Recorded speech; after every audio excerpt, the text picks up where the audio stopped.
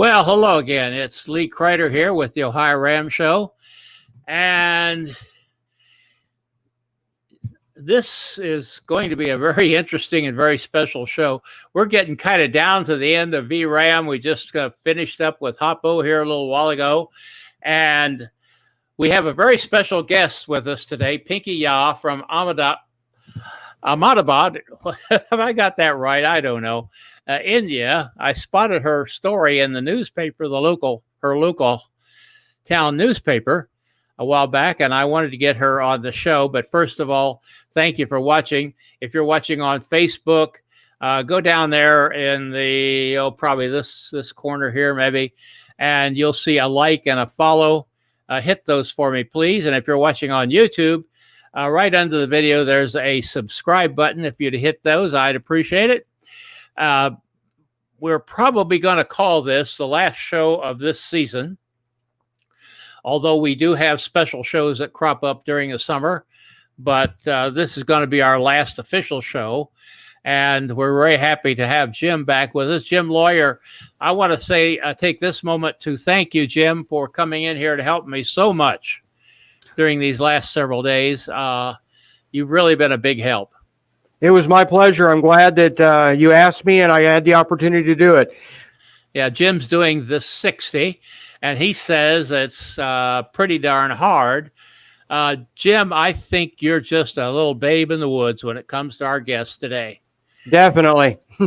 Because I want to bring on Pinky Yah from Ahmedabad.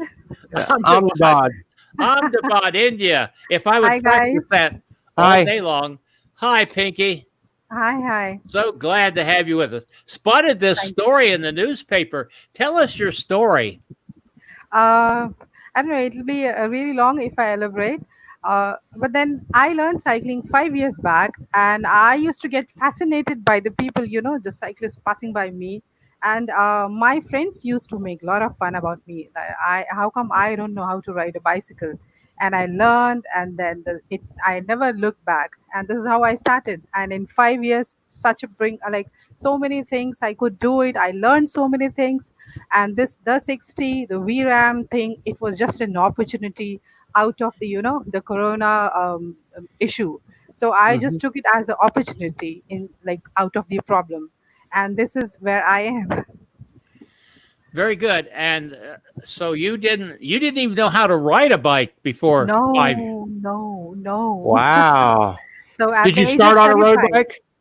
Not really. I started with the very simple, the commute bike for 2-3 days.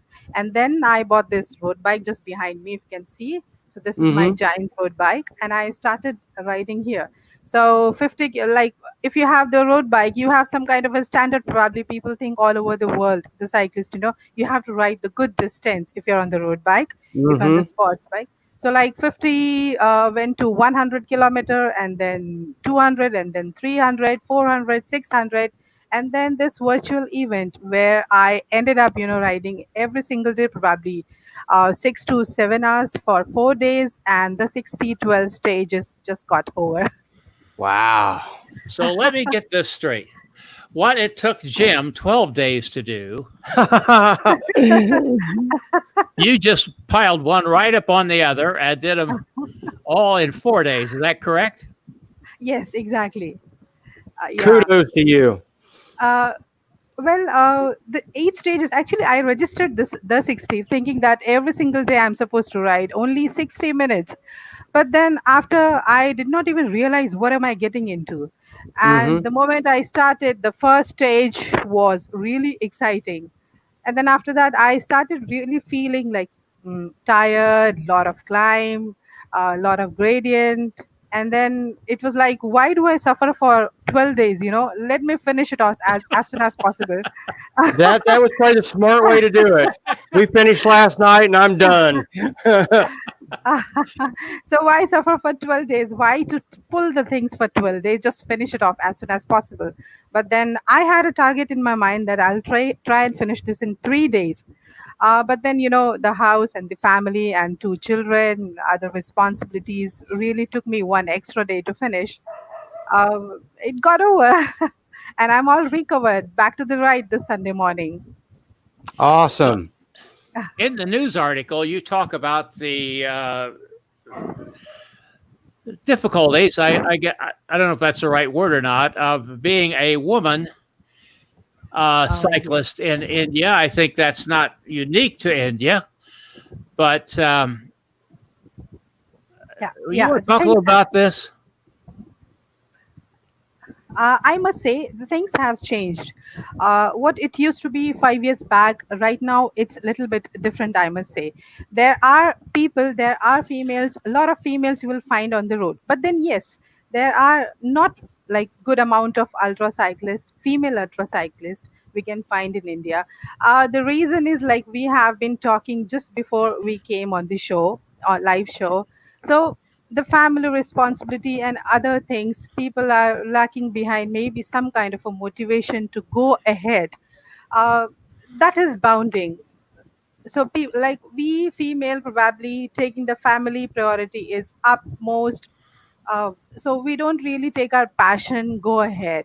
And like I said, this is my second inning. Like I'm also 40 plus now, mother of two children, and I took up cycling 5 years back when my kids were growing a bit, so I can make them a little bit independent. They start understanding what is my passion, and this is what this kind of a motivation is lacking somehow. But then we have a huge amount of ultra cyclists, females ultra cyclists in India, but then not up to that standard what we are expecting all around in the world.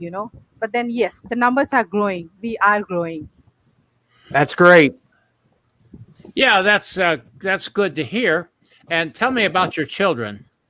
My daughter, she's 13, and my son, he is 11.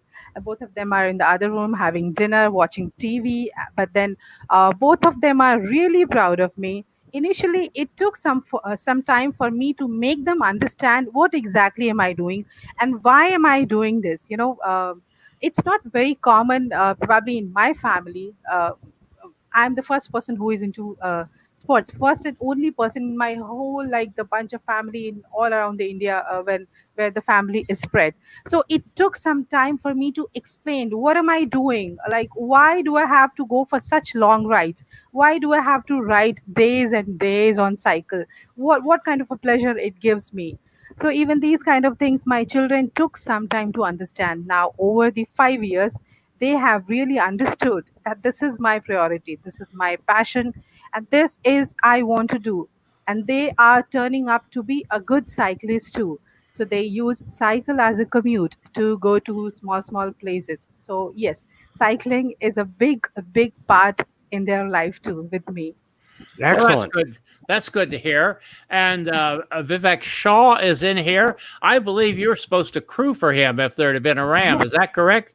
100%. I was supposed to crew, and then unfortunately, because of this corona crisis, everything like our visa is stuck, the traveling is banned. So probably next year, hopefully next year, we all will see you guys in America. Well, Definitely. we've got three staff time stations in a row here in Ohio, Uh-huh. and they're open 24 hours a day for fans and for the support of you, the racers and the crews. And we will be tickled to death to see Vivek and your crew pop through here. That's for Oh, thank you sure. so much. Thank you. Yep. So, and Vivek's here. I'm glad to see you with us. What was he doing? Is he doing V Raw or? Yes, he was doing VRAW and 1528 kilometers. I don't remember the exact number, but then he finished on fourth day. We both finished almost at the same time, and he was the first Indian to finish the course, and I think seventh in the world That is on the great. leaderboard. Yeah, and he rode really strong, very very Mhm. strong. So, have you done much training before on a trainer? See, indoor cycling is like you just go pedaling, and you reach nowhere, right? You're just on Mhm. the saddle and pedaling at the same time. Ultimately, when you put your bike on the trainer, it becomes your stationary bike. And road riding is very very different. I never liked training indoors. So because of in the lockdown, we all were stuck and we wanted some kind of a physical activity. So once in a while, I used to ride on my trainer, and I never thought, what am I getting into? Like I said, I was only expecting 60 minutes of riding every Yep. day, and I never realized if I have to prepare for it or I have to train for it. But then the moment I register, like 15 days back, first week of June, and then I started putting like 1 hour, 2 hour, or like 30, 40 kilometers on the trainer. But then Hmm. that was not the training, I must say. That was not the training when you have to ride 7 or 8 hours on the trainer. It's a Hmm. very different thing, very, very different thing. But then ultimately, we ended up doing in a good time. Well, you certainly did, Jim. What kind of trainer are you riding down there when you did this? I had this uh, kicker snap, wow, Excellent. kicker snap. Yes. Yeah, Yep. yeah. Do you have aspirations to do raw or ram Oh, someday? definitely. Actually, I must say, I was regretting this decision. I could have gone for VRAM. Mentally, Hmm. I was also not ready because the time is like 12 days. I mean, if I don't have any time bound, I could have taken maybe 12 days to finish the VRO. Doesn't matter for Hmm. the first time. So, this thing, you pulled it out from my mind right now, which I'm talking now. I really want to do VRAW if at all we have an option next year, because this year Hmm. I missed it. But then it was a good learning. It was good learning, and Definitely. probably, yeah, because of the publicity and a lot of marketing, we might have many more participants from India too, because it is getting really popularized. That would be awesome. That would be great. Yeah. Pinky, you've got a lot of nice ultra distance racing in India now, more and more coming online all the time. Have you done any of those there yet? Mostly I have done the BRMs, the long distance riding, but then I haven't done any ultra racing in India. Yeah, the short racings I have done many, but not the ultra racing yet. And And right now, I don't think in my mind. and I think I read in that article that the first race you did, you won. Yes, yes. Actually, that is again a story. Like, I went with my friend to see a short distance race. It was just 26-kilometer of a race. I just went to see that race, and then the moment I bought this bike, I was the Hmm. podium finisher. I finished first. Yeah, and I must say that was the motivation pulled me to go for racing again and again and again. And after 1.5 year of racing career, I ended up going for long distance. I started enjoying for 1 hour, maybe for 45 minutes in racing, and then why not go for 13 hours? So then BRM things and ultra cycling came into picture. I must say ultra cycling is a different, if I don't talk about the racing, not race part, but then we get more time with the nature, with our own self, with Yep. myself, with my bike. So day and night for few days, it's just awesome to be with yourself. This is how I see ultra cycling or the ultra run. Well, Exactly. Illa Paddle just showed up here. Do you know Illa by any chance? Oh yes, yes, yes. I saw her Hi, interview Illa. too. Yeah, we had her on the show a number of years Yeah. ago and Oh, she's kind of followed amazing. along. And she has some interesting observations of the role of women in ultra cycling, and True. I think I kind of agree with her views of things. Illa, if you've got a comment or a question, just pop it in here, or if you just want to say hello. And if there's anybody else out there that's watching, I cannot see you if you're on YouTube. So the only way I can know you're here is you put in a comment. And I cannot see everybody on Facebook. I don't know how they parcel that out, but put a comment in and let us know you're here. Yeah. Any more questions, Jim, you have? Not that I can think of. She's covered all of her experience and everything. Very good. Very, very well articulated. Well, Yeah. yes, you're so well spoken, and we just I somehow I knew when I saw that article and read about you that you would make a great guest on this show. I I wish we'd got you on sooner. Like I said, I think the enthusiasm for VRAW and VRAM is kind of declining as we get down here toward the end and so forth. But Yeah. let's say we've got a comment here. Vivek says, "Hi, Pinky. What are your?" Yeah, that's the question I had, Vivek. What's your next target? This Hmm. guy is just pulling the things out of my mind. Well, I haven't thought anything much right now. What am I supposed to do? We should just come out of this, the corona crisis, so that we can be with a free mind. We can ride on the road. But nowadays, if we go on the ride for riding, there is something lacking, or some kind of a fear in our mind. Yes, I have few things in my mind. Let's see how it works out. The next target, right now, I want to participate in V Raw. You know what happens in this virtual thing? I must say it is a gift. It is a gift for the people who cannot really afford to go to America to ride the race Correct. across West, or race across a Ram.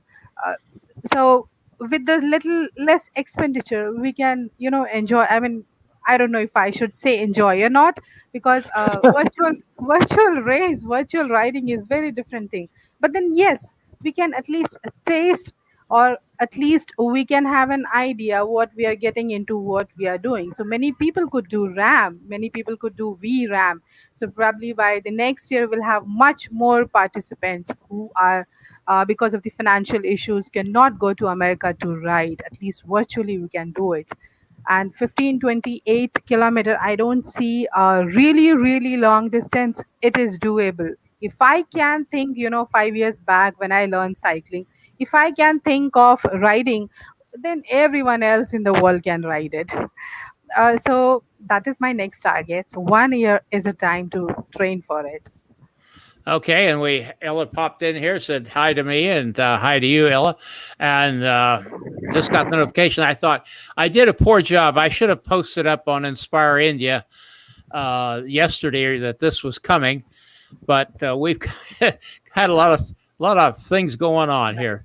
So Ella says, "Great to see you, part of the virtual race, Pinky," and Thank you. great to see you in here, Ella. I have had a great talk with you, and we really appreciate what you're contributing to racing in India. And I see Grishina Kartik in here as Yeah. well.